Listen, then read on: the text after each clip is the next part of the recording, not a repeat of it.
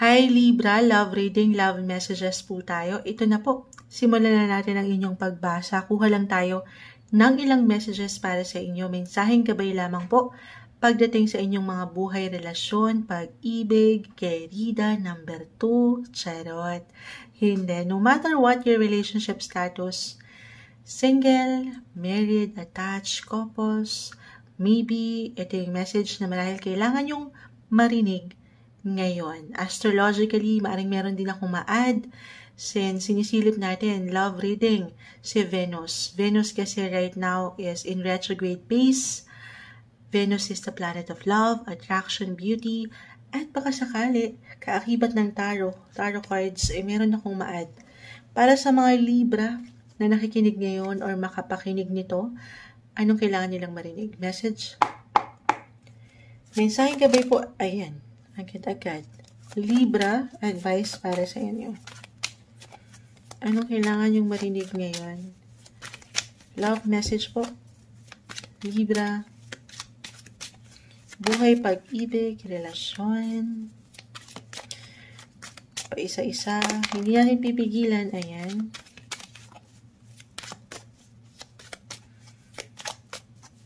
Libra. Okay. Isa-isahin po natin. We'll be straightforward. The Ace of Swords. The Magician.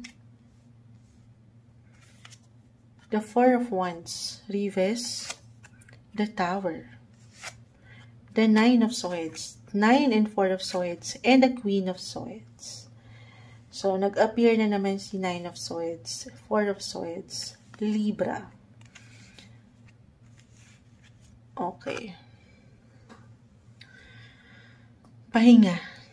Ayan. Parang ilan ay kulang sa tulog, hindi na pagtutulog, na pag-iisip, pagdating sa emosyon, relasyon, na hindi madali. Okay, pero if ever Libra, no, parang ginugulat kayo ng ilang bagay ng buhay, ng universe, the Tower. Ito yung ilang unexpected ganap eh. Somehow, for some of you, maaring daman na to, naramdaman na ito, or mararamdaman pa lang sa mga susunod na linggo na ito.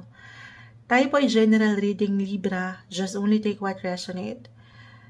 Pero, kung sakali meron mang tension, hindi nyo nagustuhan ang ilang bagay, wala namang perfect relationship, ito yung maiwan ko, unang-una pa lang, pahinga. Bago nyo kaharapin ito, bago nyo, hindi sa tatakbuhan nyo if ever meron talagang certain tension or problem, hindi sa tatakbuhan. Pero, hindi mo rin naman kailangan kumprontahin agad-agad yung problema or kung ano man yung tension. Kahit sa simpleng tension, hindi kailangan laliman. The Tower is here kasi guys. I will be honest, it could be positive or negative. Along that, medyo nag 50-50, kaya nung inuuna ko na itong medyo negative. Kahit sa simpleng pakiramdam, tulungan ng sarili na may proseso ito kahit ikaw lang muna. Kasi di ba kapag nakakapahinga tayo, diyan tayo higit nakakapag-isip ng mayroong klaro. Okay, yun lang naman. Pero sa akin nakikita, Queen of Cups, andito kayo. Yung pagkabalanse nyo, pagiging healthy, yung ilang unhealthy, healthy approach nyo sa sitwasyon. Balance, kumbaga, yung inyong mga puso, paano i-handle itong commitment o ilang challenging na pwedeng ihain ng buhay sa inyo. Okay, yun lang naman. Ma-add ko lang yun. So, other messages. If ever hindi mag-apply yun at more on dito sa kaligayahan, kasiyahan for some of you, the Magician, kompleto Ricardo, Libra, walang kulang, walang sobra, andito yung spark, yung kilig, andito na yun. Pero marahil pwede rin itong dalawang messages mag-apply para sa ilan sa inyo. Kaakibat po yung ilang tension na ito, na very normal, walang perfect relationship, sabi ko nga. Bawat commitments ay meron at merong pinagdadaanan. Pero magical pa rin daw ang ilang sitwasyon. Hindi mo pa man yan ma-realize. May mga bagong simula, patuloy na bagong simula. Andito pa rin yung parang nagsisimula kayo sa una. O ito yung pinaka-advice. Couples in a relationship, especially Libra, lalo pa yung matagal na, or sinubok na rin ng tadhana, ginulat na ng ilang bagay. Ito, meron at meron pang bagong simula para sa inyo. Nag-uumapaw pa rin yung kilig. Kompleto, Ricardo pa rin. Kompleto pa rin kayo. Okay, or makukumpleto, kinukumpleto nyo pa rin ang isa't isa. Sa kabila ng minsan, parang low-key na lang kayo. Private, tahimik na lang. Ayan. Okay, kung single ka, alisin ang pag-aalala. Ilang worry, kalma. Kalma. Kung magiging open kayo sa ilang possibility sa mga susunod na linggo or buwang ito, Libra, pagdating sa buhay, relasyon, ayun na. Na-mention ko yung spark. Baka mayroong kilig dyan. Kilig moments kayong maramdaman.